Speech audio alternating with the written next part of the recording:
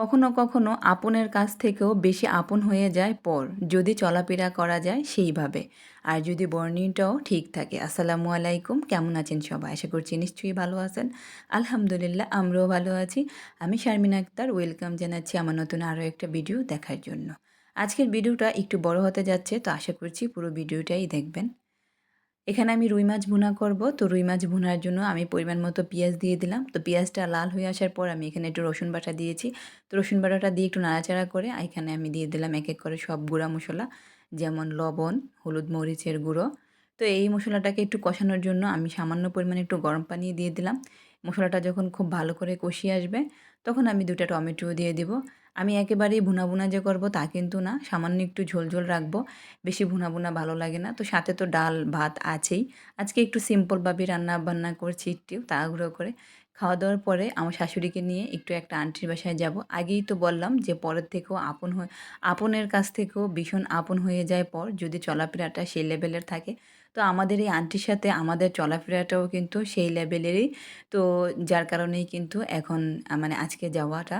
তো এখানে আমি একটা ম্যাজিক মসলা ব্যবহার করতেছি মাছ ভুনাটাতে। তো আপনারাও চাইলে এভাবে ম্যাজিক মসলা দিতে পারেন।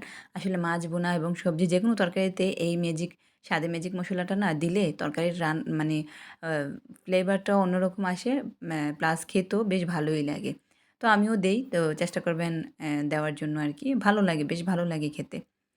তো এই তো মাছ ভুনা কিন্তু আমার প্রায় হয়েও আসছে। তো আমি এখন সামান্য পানি দিয়ে আর কয়েকটা কাঁচামরিচ দিয়ে আমি ঢাকনা দিয়ে ডেকে ব্যাস নামিয়ে নিব। আমি হালকা একটু ঝোল দিয়েছি, মানে বেশি কিন্তু দেইনি। বেশি যে দিয়েছি তা কিন্তু না, এটাও একটু শুকিয়ে আসবে, তারপরে আমি নামিয়ে নিব। তো এই তো খাওয়া-দাওয়া করে তো এখন দুপুরে খাওয়া-দাওয়া শেষ করে আমার শাশুড়িকে নিয়ে এবং বাচ্চাদেরকে নিয়েও চলে গেলাম।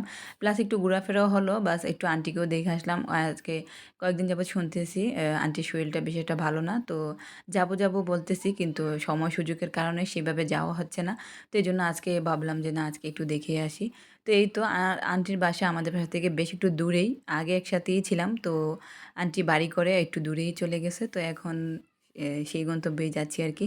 তো যাওয়ার পথে ভাবলাম একটু ভিডিওটা করে নিই। রাস্তার ভিউটা খুব সুন্দর ছিল।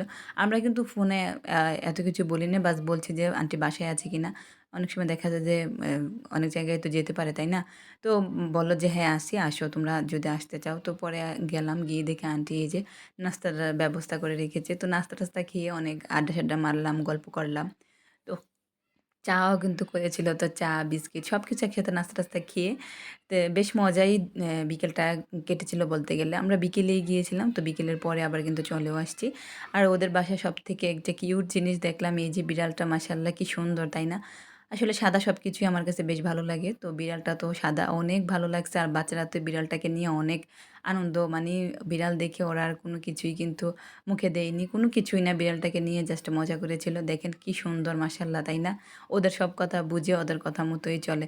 তো এই তো নাস্তা-টাস্তা খেয়ে আমরা এখন, আন্টি বলতেছে, "চলো তোমাদেরকে নিয়ে একটু ছাদে যাই।" তো আন্টির ছাদে এসে দেখি যে দেখেন কি অবস্থা, মাশাআল্লাহ, ওরা নাকি কাঁচামরিচ কখনোই কিনে খায় না। দেখে তো তাই মনে হচ্ছে, কিনে খাওয়ার তো কোনো দরকারই নেই। দেখেন কিভাবে কাঁচামরিচ ধরেছে, তাই না? তারপরে আবার বেগুনও নাকি কিনে খায় না। দেখি এই পাশে বেগুন গাছে অনেক বেগুন। তো আন্টির কিন্তু ছাদে মাশাআল্লাহ অনেক ধরনের গাছই দেখলাম। তো এই তো আজকের ভিডিওটা এই পর্যন্তই। তো যদি ভিডিওটি ভালো লাগে অবশ্যই লাইক, কমেন্ট এন্ড শেয়ার করবেন। আর ভালো থাকবেন সবাই। আল্লাহ হাফেজ।